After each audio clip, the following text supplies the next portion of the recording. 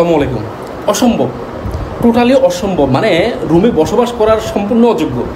সারাদিনের কর্মক্লান্ত পরিশ্রমের পরে এসে দেখি মানে এই ফ্যান মনে হয় যেন আপনার ওই যে হেয়ার ড্রায়ার আছে না, হেয়ার ড্রায়ার দিয়ে মনে হয় যেন আপনার হিট মানে এয়ার দিচ্ছে।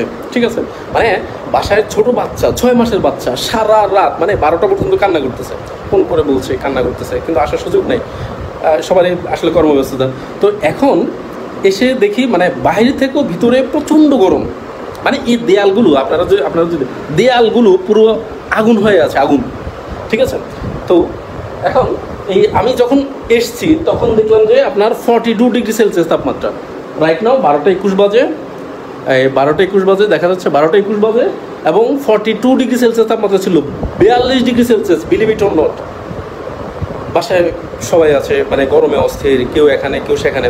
তো এসেই চিন্তা করা শুরু করলাম যে আসলে কীভাবে সাময়িকভাবে পরিত্রাণ করা যায়। তো আপনাদের সাথে এই বিষয়টা শেয়ার করবো। আমি রুমটাকে 42 ডিগ্রি সেলসিয়াস থেকে 30 ডিগ্রি সেলসিয়াস নিয়ে আসছি উইদিন 20 মিনিটস, মানে 20 মিনিটের মধ্যে আমি প্রায় 12 ডিগ্রি সেলসিয়াস তাপমাত্রা কমিয়ে ফেলছি একটা সিস্টেমে।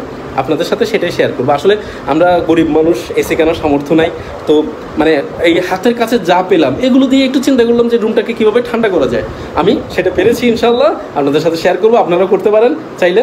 তো এই হচ্ছে অবস্থা, আমি দেখাচ্ছি আপনাদেরকে। আসলে মানে অবস্থান এতটা করুন, অবস্থা খুব খারাপ, জটিল অবস্থা। তো আমি কি করলাম এটা আপনাকে দেখাচ্ছি।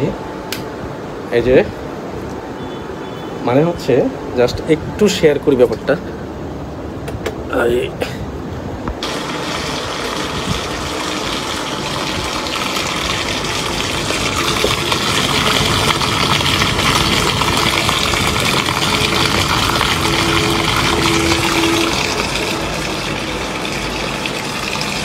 তো তখন মানে এই বাতাসটা আপনার, এই পানিটা অসম্ভব রকমের ঠান্ডা, একদম ঠান্ডা বাতাস, ঠান্ডা পানি, মানে বাতাসে ঠান্ডা হয়ে গেছে। আর এটাও একটু টেম্পারেচার কম হয়।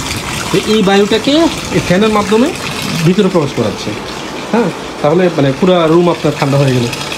সো গাইজ, আপনাদেরকে একটু এক্সপ্লেন করছি ব্যাপারটা। মানে হচ্ছে এখানে ছোট্ট একটা হিউমিডিফায়ার ইউজ করছি, যেটা আপনার পানিটাকে বাষ্প করবে আর সাথে একটু টেম্পারেচার কমাবে, একটু শীতল করবে।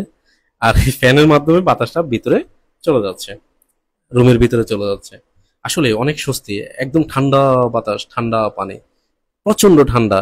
বিশ্বাস করবেন কিনা জানি না, অনেক ঠান্ডা। দেখেন এই পানিটা পায়ের মধ্যে লাগছে, মনে হয় যেন একদম বরফের পানি। সো গাইস, দেখা হবে অন্য কোনো ভিডিওতে। আসসালামু আলাইকুম।